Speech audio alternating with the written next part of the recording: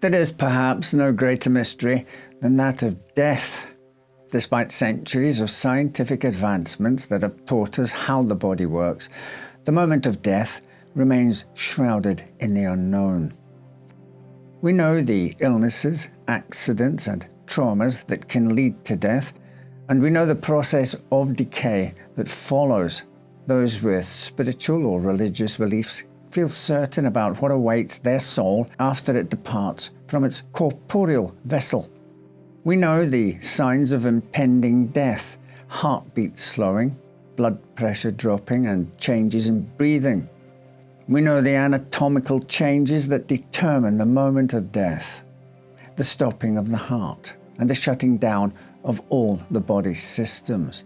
But no one is certain what the actual moment of death feels like. Is there a consciousness of life drawing to a close? Is there pain? Peace? Until we experience it ourselves, we can only theorize. Given the choice, most people would want to die quickly and painlessly. With no way to determine how quick and painless the actual death of human consciousness is, we rely on what we can observe. Sudden cardiac arrest during sleep, for instance, seems a much nicer way to go than a lingering, painful terminal illness. While most of us will never know the date of our death or how we shall meet it, those condemned to die by execution must live with that knowledge as the hour of their death approaches. Perhaps it is our never-ending fascination with and fear of the moment of death that has led us as a species to determine that inflicting it legally on others is the ultimate form of punishment reserved for the worst criminals. Of course, for much of history, those legally sanctioned executions were designed to be as gruesome and painful as possible. But in recent centuries, we've sought more humane methods to end a condemned life. Because we are still strangers to the mysteries of death, even the best-intentioned attempts to end another's life can go terribly awry. In the late 19th century, a small group of researchers believed that they'd found a way to instantly and painlessly execute humans.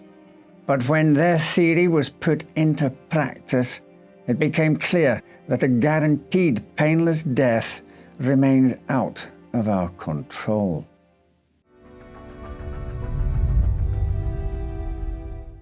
On August 6, 1890, 30-year-old William Kemmler was awakened at 5:30 a.m.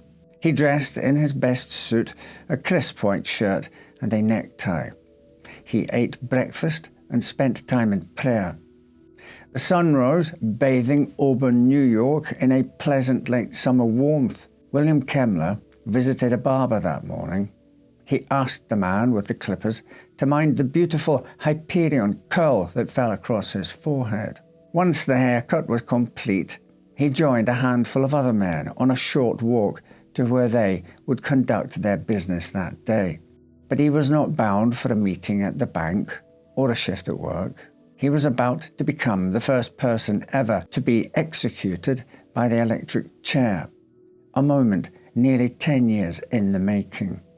Before Kemmler's historical walk to the execution room at Auburn Prison, prisoners condemned to die had faced similar final moments en route to a variety of instruments of death.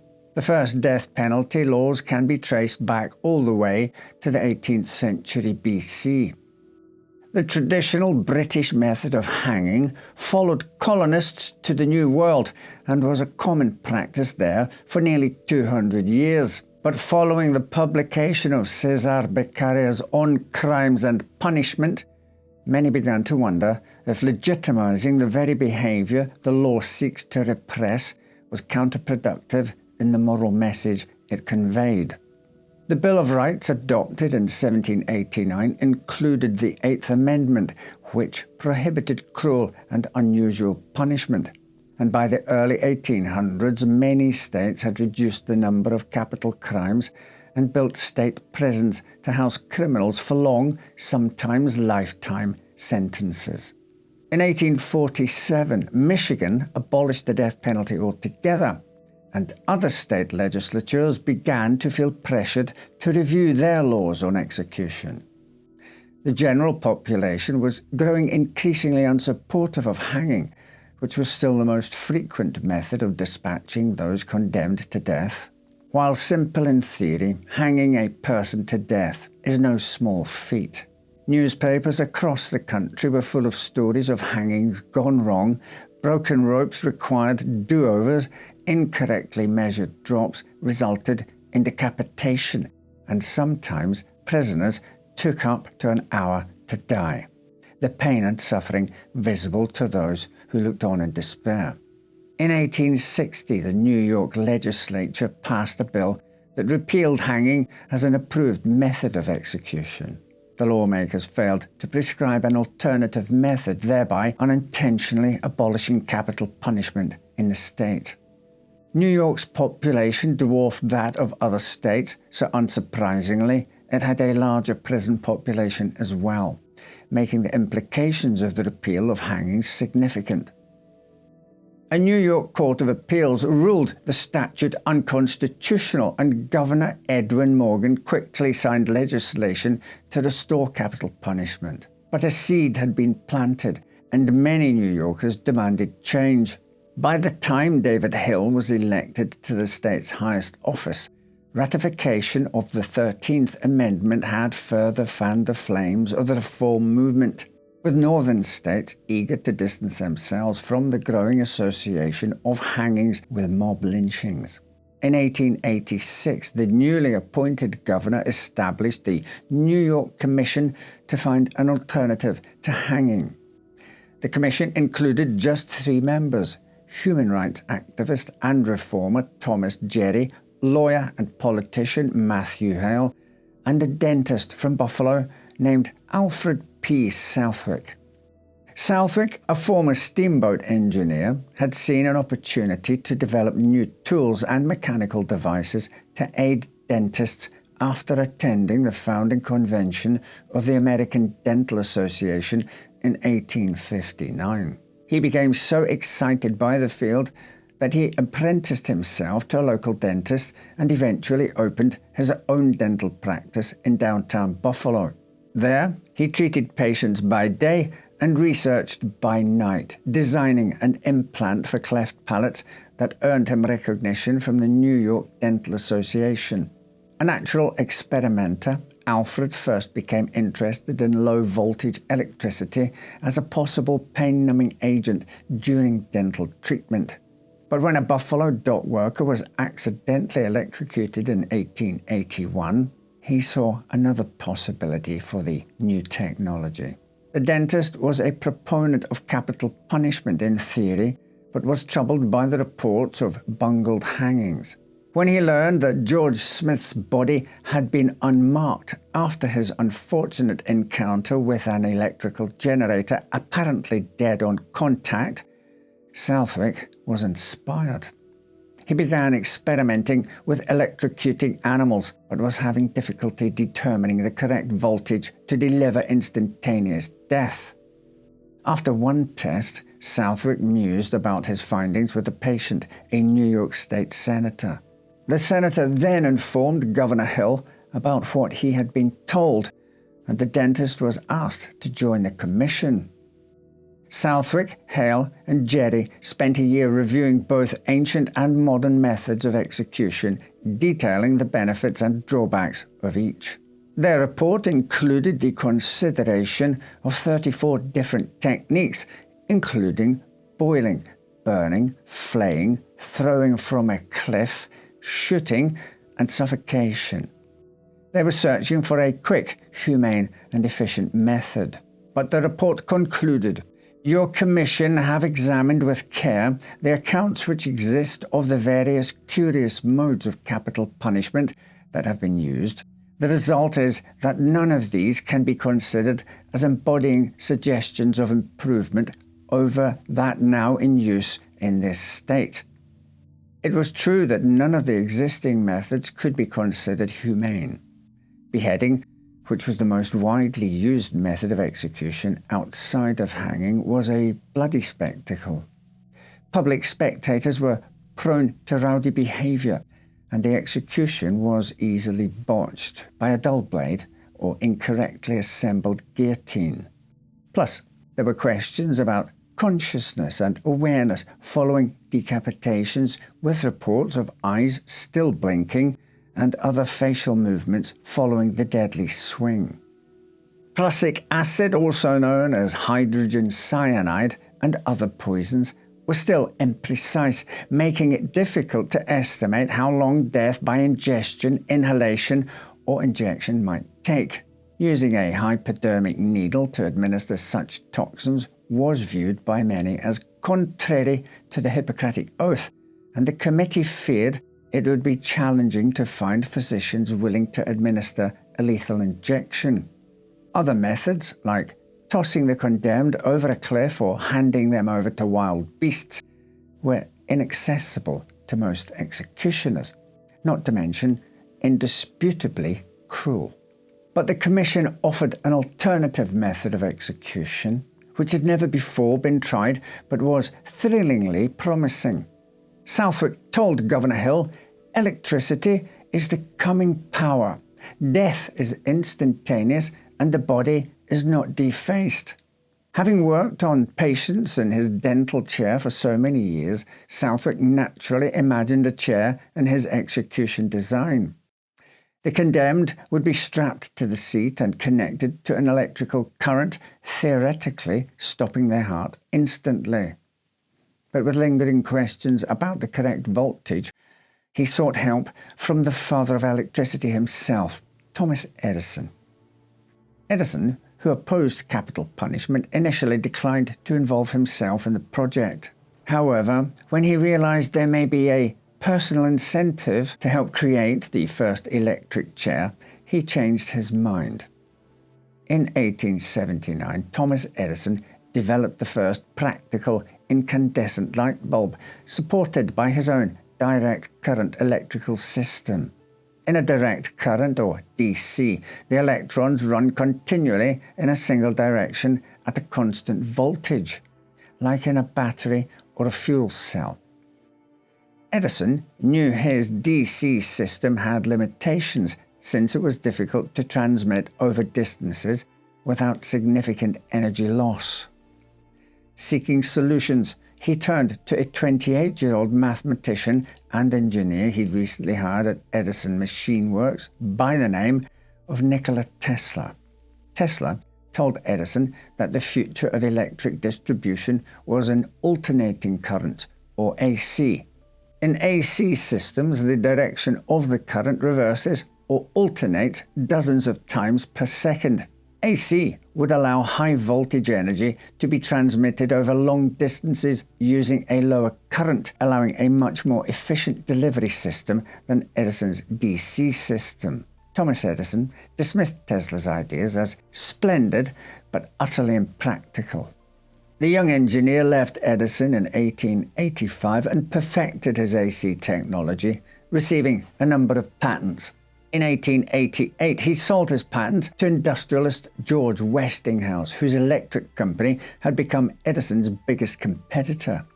Within a year, Westinghouse began installing AC generators around the country, focusing on less populated areas that Edison's DC system could not reach, but also making headway in large cities, selling electricity at a loss to cut into Edison's business.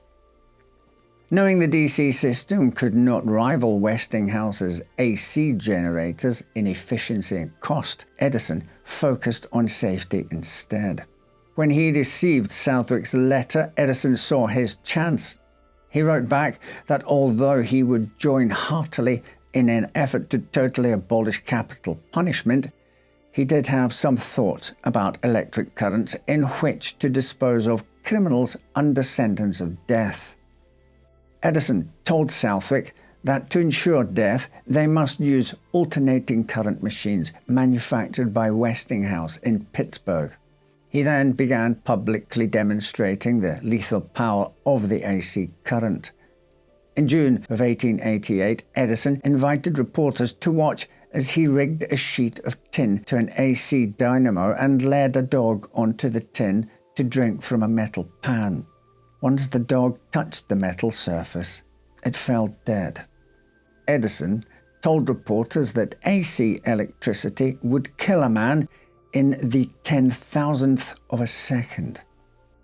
After experimenting with dozens of stray dogs purchased from neighborhood children for 25 cents each, Edison arranged a demonstration before the New York State Committee to showcase the use of electricity in execution. He wired electrodes to several calves and a horse, and though the animals' deaths were not instant or even quick, the committee was impressed with the promise this new form of execution showed.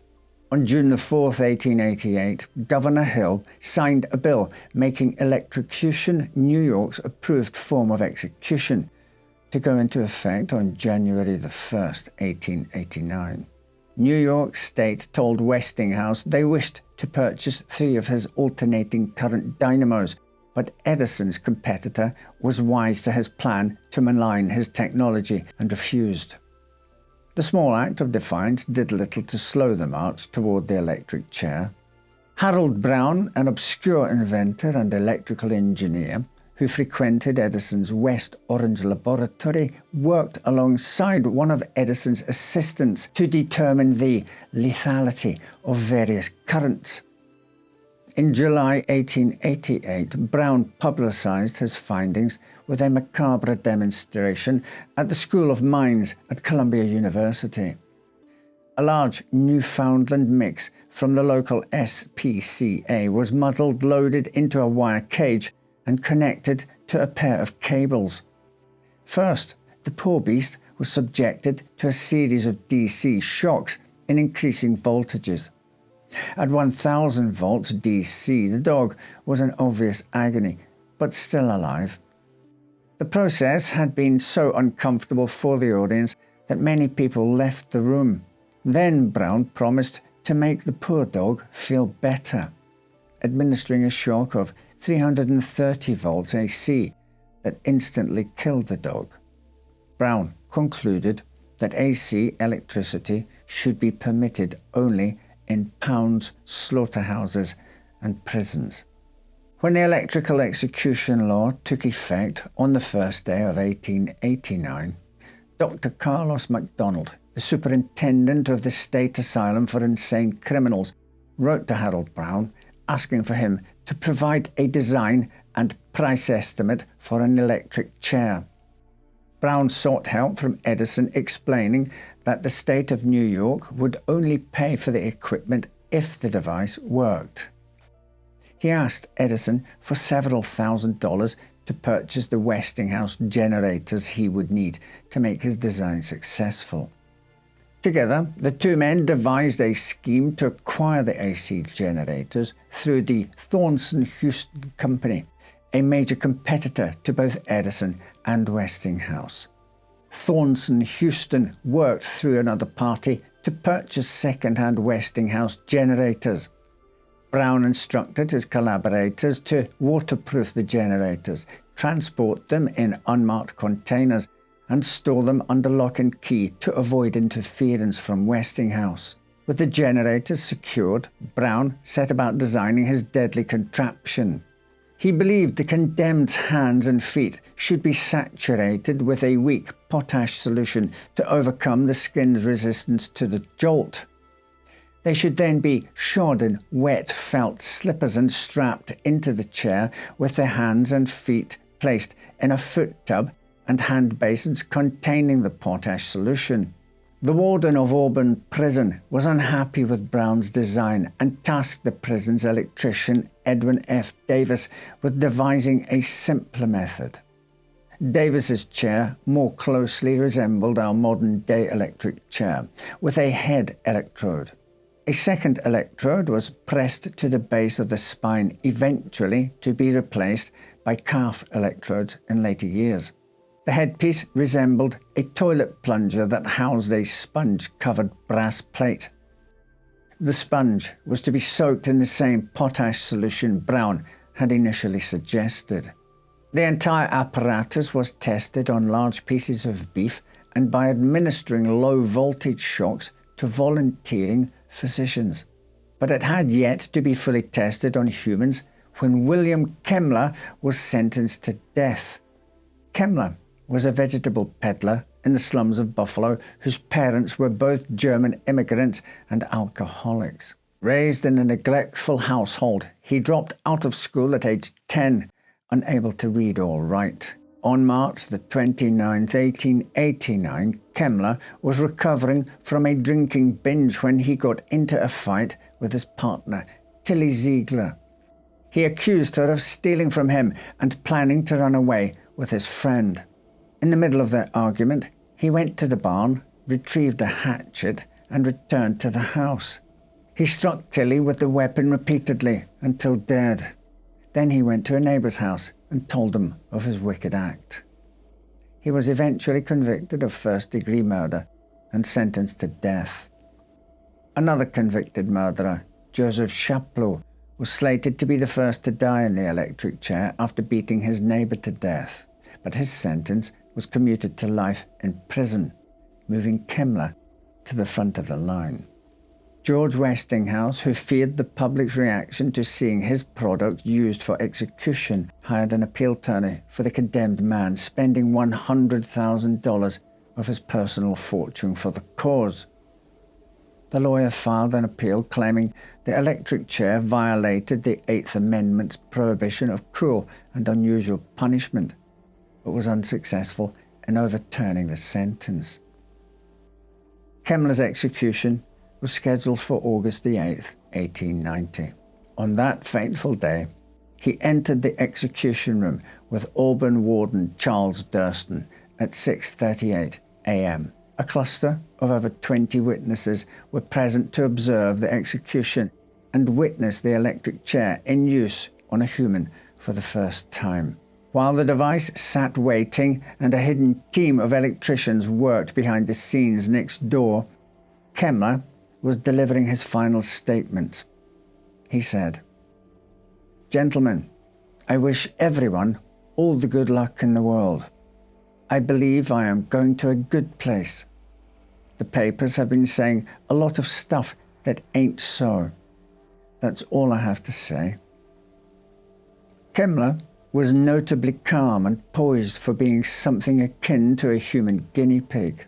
Dr. George Shardy later said, "It was the most wonderful exhibition of nerve that I have ever saw." He came into the execution room with the manner of a man who was about to do a heroic deed. After his introduction, Warden Durston asked William to remove his coat and cut a small hole in the back of the prisoner's shirt where one of the electrodes would be placed. Then he sat in the electric chair as Deputy Sheriff Joseph Voling strapped him in. The sheriff was so nervous that he forgot to strap one of Kemmler's arms, and he had to be reminded by the condemned. Two other officers then placed a leather mask over his face. As the warden moved to attach the electrode to the top of his head, Kemmler asked that he take his time, making sure everything was right.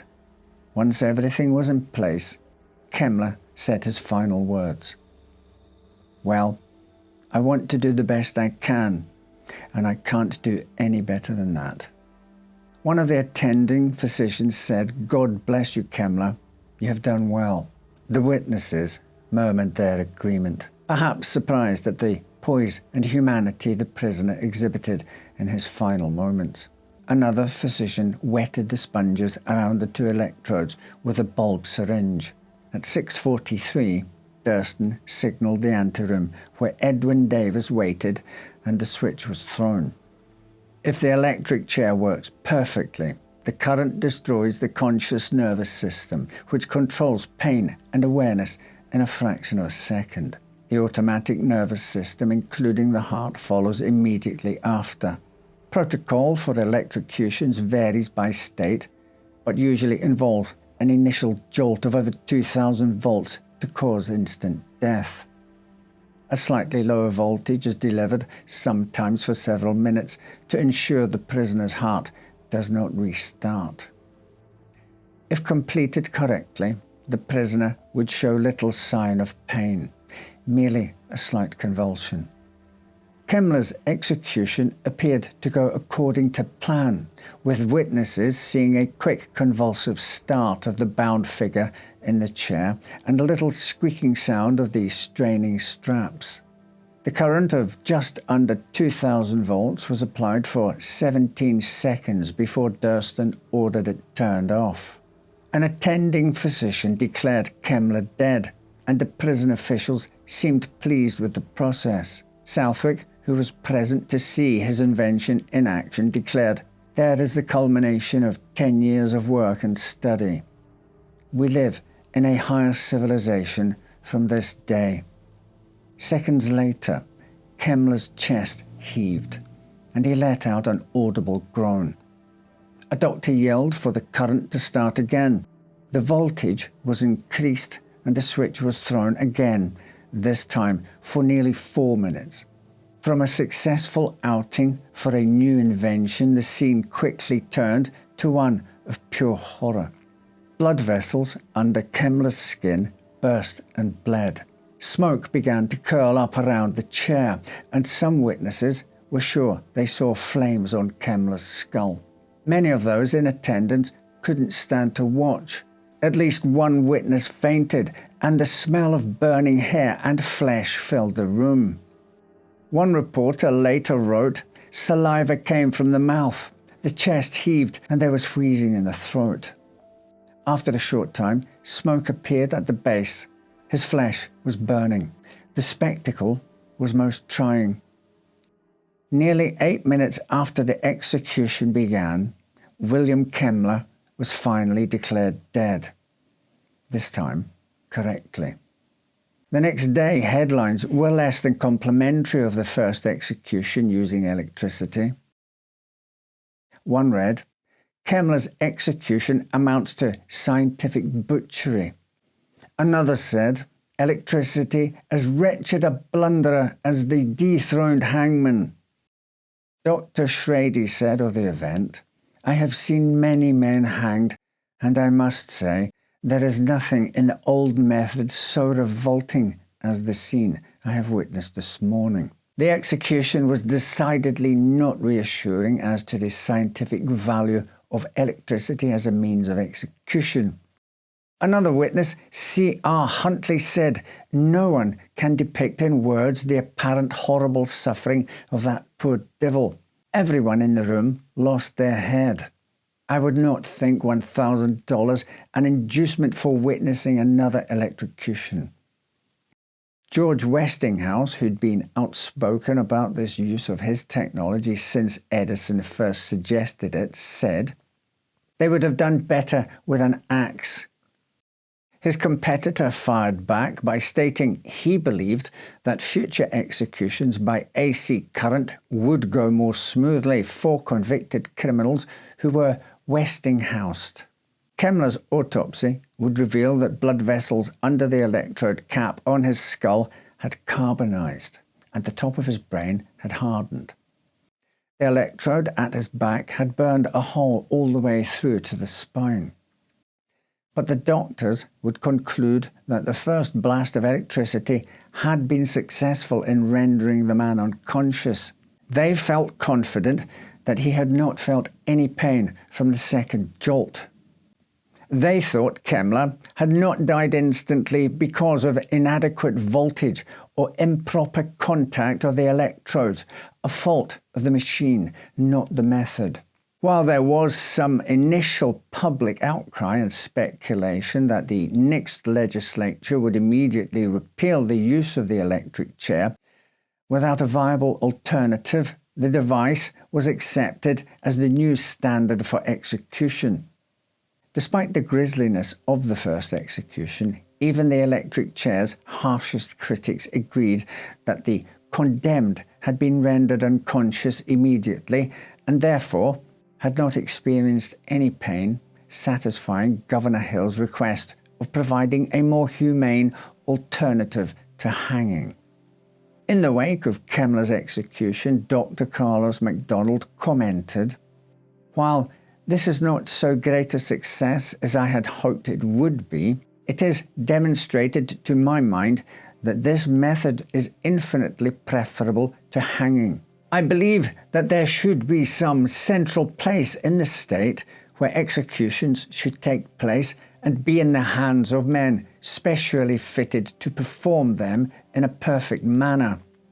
It's an outrage and a terrible hardship to place this duty on the shoulders of the wardens of our state prisons."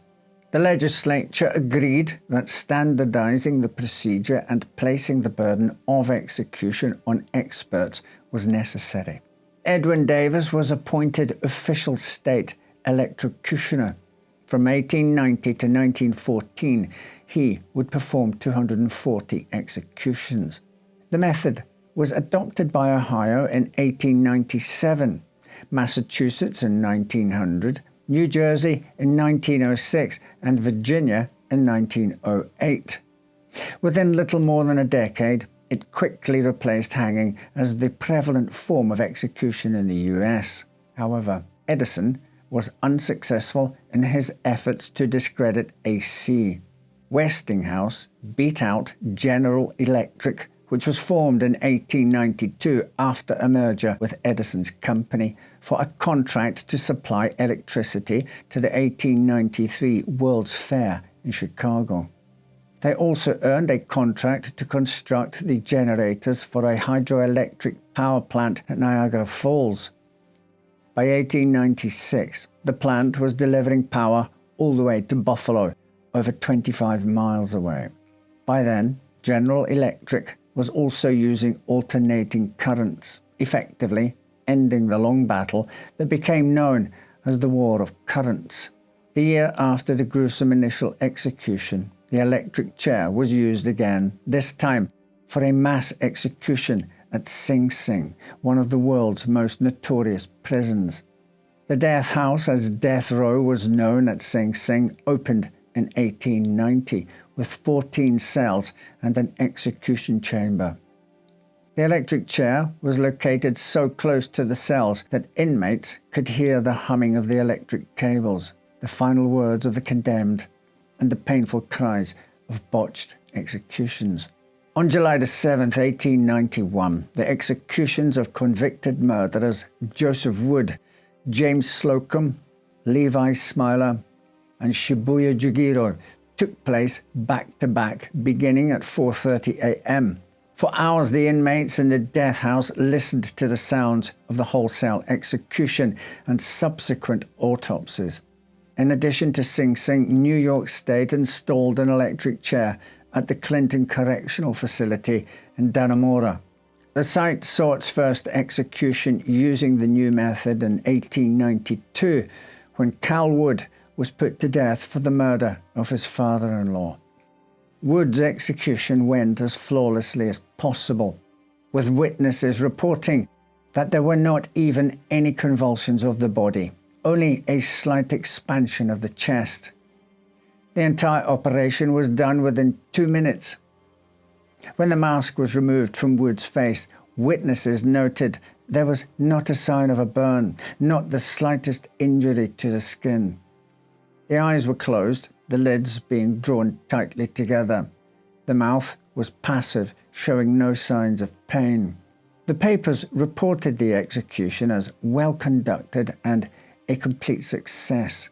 One article proclaimed, "There is nothing horrifying about electrocution save the terrible thought that the life of a human being is about to be cut off." That terrible thought was likely rife in Sing Sing on March the 20th, 1899. While 10 others had been executed in the electric chair in New York since William Kemmler, all up until that point had been men. On March the 20th, a woman named Martha Place sat in the chair. It was, perhaps, the ultimate test for the electric chair.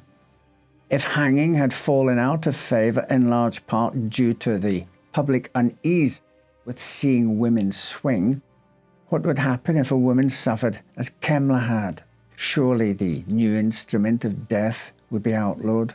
Martha Place had been found guilty of killing her 17-year-old stepdaughter Ida by splashing acid in the girl's face during an argument and then smothering her to death. It was a horrific crime, but Martha had a tragic backstory of her own. At age 23, she'd been struck in the head by a moving sleigh and never fully recovered from her injuries. Though she married and had a son, her husband abandoned the family, and Martha was forced to give up her only child for adoption. She found work as a housekeeper for a man named William Pace in Brooklyn. The two married, and Martha inherited a stepdaughter, Ida. The promising new start soured when she developed a deep jealousy of her stepdaughter. On the day of her death, Ida took William's side in an argument against her stepmother. After her husband left for work, Martha took the acid he typically used to develop photographs and threw it into Ida's eyes. She then smothered the girl with bedding, retrieved an axe from the cellar, and waited for William. When he returned home, Martha struck him with the weapon. He managed to escape and ran from the house in search of help, while Martha attempted to kill herself in the kitchen by turning on the gas. When police arrived, she was in critical condition, but alive. At her murder trial, Martha Place was found guilty of first-degree murder and sentenced to death. Still, she and her attorney believed she would be spared at the last minute, since the electric chair had never been used on a woman. Two others before her had been sentenced to die by the new method, and neither had been executed in the end. Serial killer Lizzie Halliday was the first woman sentenced to death by the electric chair in 1894, but was spared after Governor Roswell Flower commuted her sentence. Halliday, who murdered at least 4 people in upstate New York in the 1890s, was resentenced to life in a mental institution after a medical commission declared her insane. She was sent to the Matteawan State Hospital, where she was initially a model patient. Halliday was trusted with access to sewing tools and given other privileges because of her good behavior. But in 1906, she learned that her favorite nurse had plans to leave the institution. Halliday stabbed Nurse Nellie Wicks 200 times with a pair of scissors, killing her. In 1895, Maria Barbella was sentenced to death by the electric chair after being found guilty of murdering Domenico Cataldo. Barbella could not speak or understand English at the time of her trial, and while she admitted to slashing Cataldo's throat after he refused to marry her, Barbella was unable to communicate her entire story with the jurors. Cataldo had allegedly drugged and sexually assaulted Barbella and then promised to marry her to save her the public shame of the situation he had created. In reality, Cataldo was already married to a woman in Italy and had 3 children. Barbella confronted him in a bar after Cataldo shouted, "Only a pig can marry you." Barbella slashed his neck with a straight razor. He stumbled into the street and died in a gutter. While Barbella was convicted of first-degree premeditated murder, many felt her actions did not warrant the death penalty. She insisted she had never intended to kill Cataldo, only to scare him and attract the attention of the police. She believed she could explain her situation to law enforcement, who would force Cataldo to marry her and save her from social ruin. Barbella won an appeal that granted her a new trial. This time, her defense counsel persuaded the jury that she was a victim of sexual assault and had suffered an epileptic seizure during her argument with Cataldo, which caused her to lose her reasoning and accidentally, mortally wound him. She was found not guilty and released from Sing Sing. With 2 successful appeals before hers, Martha Place felt her chances of seeing the electric chair were nil. Her defense counsel sought assistance from then-Governor Theodore Roosevelt, but the newly elected leader refused to have Martha's sentence commuted to life in prison. He said, My sympathies in criminal cases are for the wronged and not the wrongdoer. The Brooklyn murderess, as she'd been dubbed, was stunned when on March the 20th she was led to the execution room in Sing Sing's death house. Martha's gender did prove something of a challenge for her executioners. Shaving her long, thick hair was out of the question. Such an act would be deemed cruel and unusual punishment in its own right. Instead, it was lightly clipped, and the electrodes were fitted to her forehead. The long skirt of her black dress was slit so that electrodes could be placed on her ankles without exposing them to the witnesses, determined to protect her modesty until the very end.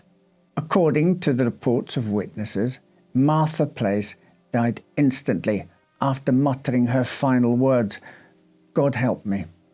The seemingly painless and quick death of the first woman to be executed by the electric chair cemented the new method's dominance in New York's penal system.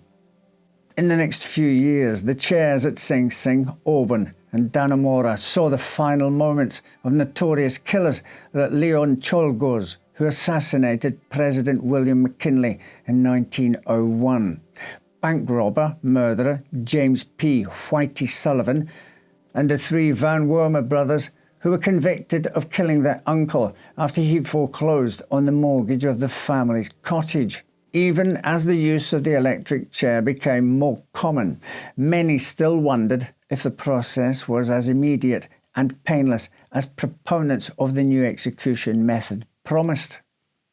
After all, no one had walked away from the electric chair to tell their story. Then, in 1916, a man named Harry Tonius gave a first-hand account of his electrocution that gave some insight into what the process might feel like.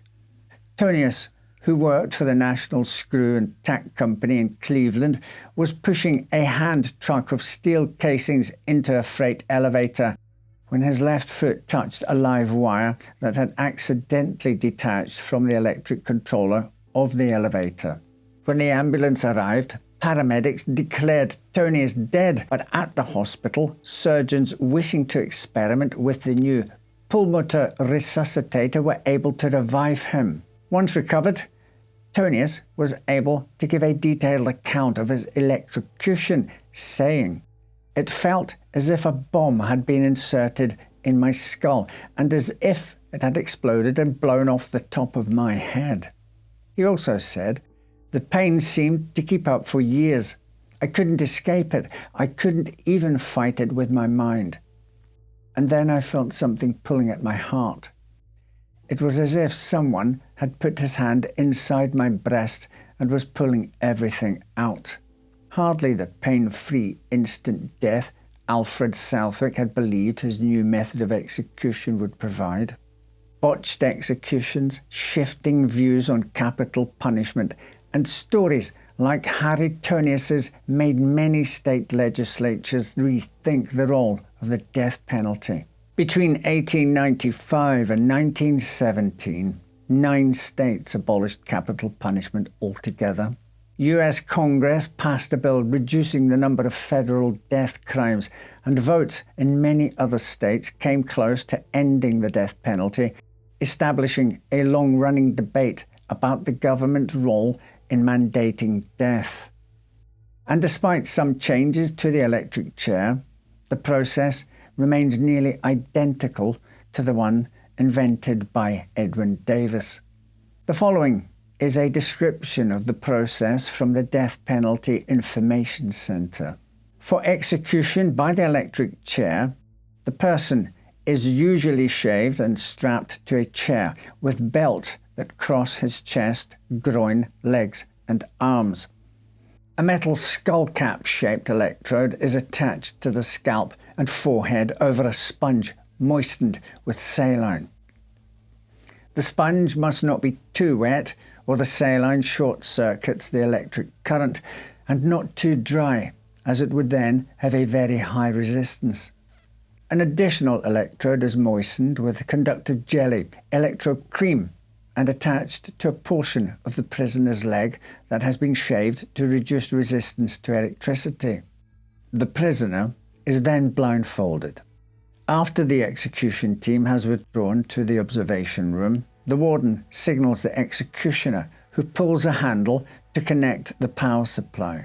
A jolt of between 500 and 2000 volts, which lasts about 30 seconds, is given. The current surges and is then turned off, at which time the body is seen to relax. The doctors wait a few seconds for the body to cool down and then check to see if the prisoner's heart is still beating. If it is, another jolt is applied. This process continues until the prisoner is dead. The prisoner's hands often grip the chair, and there may be violent movement of the limbs, which can result in dislocation or fractures. The tissues swell, defecation occurs, steam or smoke rises, and there is the smell of burning.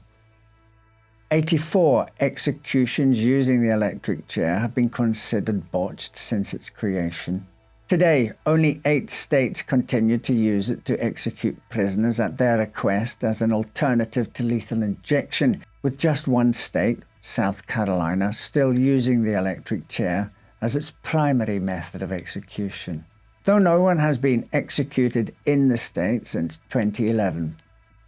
The last person strapped into Sing Sing Prison's Old Sparky was Eddie Mays, who was executed on August 15, 1963, after being convicted of first-degree murder and robbery. By 1916, all of New York's executions had been relocated exclusively to Sing Sing's death house. Over the next half-century, Old Sparky saw the deaths of more people than any other electric chair, 614 in all. Many of those deaths were quick and painless. A handful were horrific. All are now immortalized as relics of the past. After Eddie May's execution, legal disputes placed the state's death penalty law in limbo until it was finally abolished for good in 2004. The rooms that once housed the electric chairs that killed William Kemmler, Martha Place, and so many others are now empty. But the work of Alfred Southwick, Thomas Edison, Harold Brown, Edwin Davis, and dozens more who brought electricity into the execution chair lives on. And the ghosts of those who met their deaths at the hands of their lethal invention continue to haunt us with their stories today. Thank you for watching. Right then, take care, and I'll see you next time with another story to make you say, well, I never.